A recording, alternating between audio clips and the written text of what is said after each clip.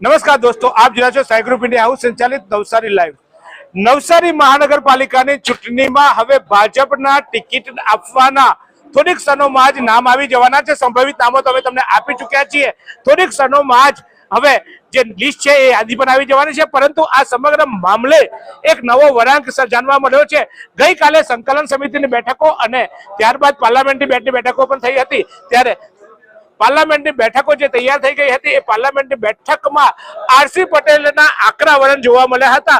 RC પટેલે ward number 1 નું જ્યારે સંકલન સમિતિમાં નામો ચર્ચા કરવામાં આવ્યા ત્યારે વોર્ડ નંબર 1 ના નામની ચર્ચાઓ થવા માંડી. ત્યારબાદ વોર્ડ નંબર 2 ના નામમાં 1 નંબરના નામમાં સર્વસંમતિ સંધાઈ હતી, પરંતુ વોર્ડ નંબર 2 અને ત્યારબાદ આરસી પટેલનો જે જલાલપોર મત વિસ્તાર આવે છે એમાં કેટલાક નામો અંગે આરસી પટેલે નારાજગી વ્યક્ત કરી હતી. સાથે સાથે દીપકભાઈ ગુપ્તાના નામ અંગે પણ વિરોધ વ્યક્ત કર્યો હતો. ત્યારે આ સમગ્ર મામલે એક ઉગ્ર માહોલ જોવા મળ્યો હતો અને કહેવાય છે કે આરસી પટેલ ત્યારે પણ સંકલન સમિતિ બેઠકમાંથી નીકળી ગયા હતા.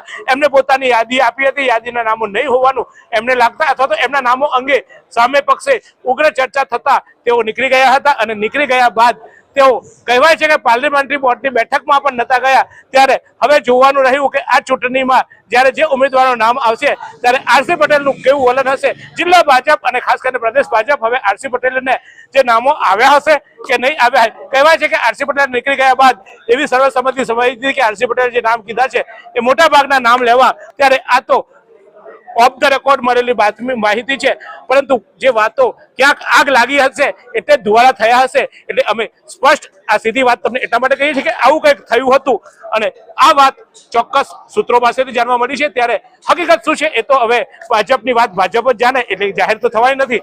પરંતુ આવી કઈ ચર્ચા થઈ છે. ફરી એકવાર આરસી પટેલને આકરા વલણ લીધા હતા કે તમે તમારી મનમાની કરી રહ્યા છો. આરસી પટેલે આ અગાઉ પણ જ્યારે ફોર્મ ભરાતા હતા ત્યારે પણ આરસી પટેલે એક આગાહી કરી હતી. આરસી પટેલે નારાજગી પણ વ્યક્ત કરી હતી.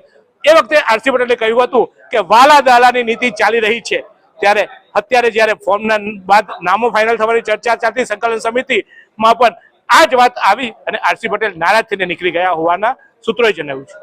22 વર્ષથી દરરોજ લાખો જીવનોમાં આશા અને આરોગ્યનું પ્રકાશ આપતી Kejal life in multi speciality hospital. અદ્યતન સુવિધા સાથેની હોસ્પિટલ, અનુભવી ડોક્ટરો અને ટેકનોલોજી સહિત ઓપરેશન થિયેટર્સ, આઈસીયુ અને એનઆઈસીયુ વિભાગ, 24 કલાક ચાલતી ઇમરજન્સી સર્વિસીસ, મેડિકલ સ્ટોર અને લેબોરેટરીની સુવિધા પણ ઉપલબ્ધ છે. હોસ્પિટલ સેવાઓ જેમ કે ઓર્થોપેડિક વિભાગ, મગજ અને સ્પાઇન વિભાગ, યુરોલોજી અને હૃદય રોગ વિભાગ, જનરલ સર્જરી વિભાગ, ઈએનટી અને ગેસ્ટ્રોએન્ટરોલોજી વિભાગ, બાળ રોગ વિભાગ, ફિઝિયોથેરાપી સુવિધા, ડેન્ટલ, મનોચિકિત્સા વિભાગ, સ્કિન એસ્થેટિક અને પ્લાસ્ટિક સર્જરી વિભાગ અને 800થી વધુ ડાયાલિસિસ કરતું નવસારીનું એકમાત્ર ડાયાલિસિસ સેન્ટર. પરિવાર દીઠ 10 લાખ સુધીની પ્રધાનમંત્રી જન આરોગ્ય આયુષ્માન યોજના કાર્ડની સુવિધા અને વાહન અકસ્માતના સમયે 50,000 સુધીની વાહન અકસ્માત સહાય યોજના અને કેશલેસ સુવિધા પણ ઉપલબ્ધ છે.